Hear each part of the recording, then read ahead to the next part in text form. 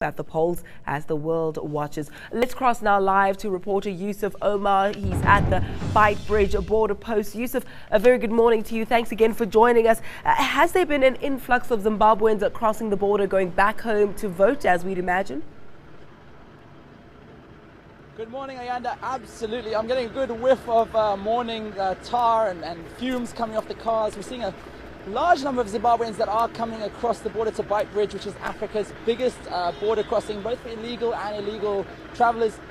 We actually came down by bus from Johannesburg, like many migrants, Zimbabwean migrants that are on their way to the elections, which will be held tomorrow.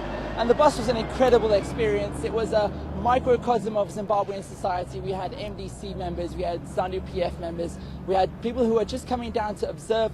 We really had a chance to talk to them. But the thing about Zimbabweans is they're quite camera shy. Back home, they're not used to addressing people about politics. It's sort of something that is reserved to inside your household because they're scared. They're scared of secret police. They're scared of government spies. The Central Intelligence Office is something they speak about a lot. It's probably the most feared Zimbabwean police entity. But having said that, when the cameras are turned off, we did have a chat with them.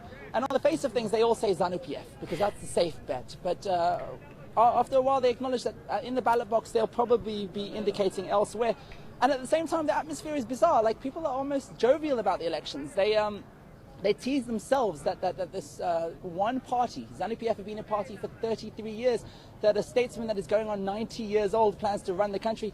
They almost laugh at their own political matter, but obviously it's no joke. I mean, a lot of them really, this election means a lot to them. The opportunity for a change in politics may give them an opportunity to return home. Both sides acknowledge that they do need economic reform, but they think that the way to go about it is very different.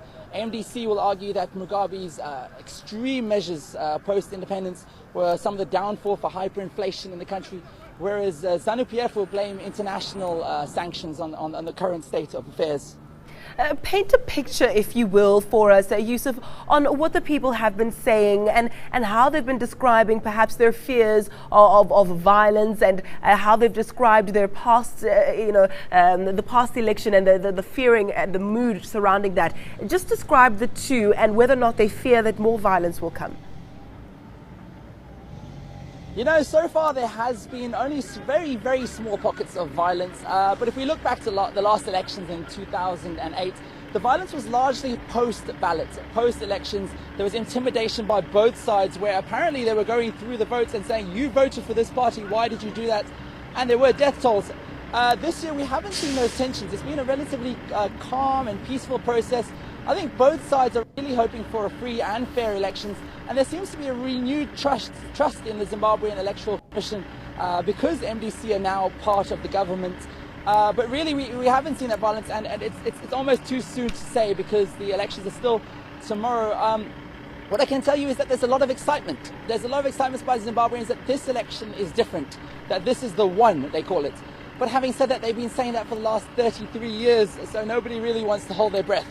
Are there any indications, Yusuf, that people who are traveling through that border are perhaps considering staying permanently and returning permanently back home? They say that if there is economic reform, without a doubt they will return to Zimbabwe. Most Zimbabweans do not like living in South Africa. They speak of xenophobia, they speak of police harassment, they speak of being exploited on the farms not far from here where they get paid minimal wages because they don't have the correct status to be here. So most of them definitely do want to return home, but not until there's economic reform. There's not enough jobs. I spoke to a teacher, Courage Manguru. He said that he's earning far too much in South Africa to even consider going home at this stage. But they find South Africa to be relatively dangerous compared to their lives in Zimbabwe. What I have noticed is that they're taking a lot back. They're taking beds, they're taking toilets, they're taking car engines. Because of the economic situation in Zimbabwe, they say it's just cheaper to shop. And that's why you see a lot of trucks behind me, you see a lot of taxis that are literally people coming from Zimbabwe across just to go to the shops in Messina, buy their groceries and then head back into Zimbabwe. Because since they've had the US dollar, things are just too expensive. Well, we'll have to leave it there for now. We'll catch up with you a little bit later. Reporter there, Yusuf Omar, he's at the Beitbridge border post. News that moves. eNCA.com.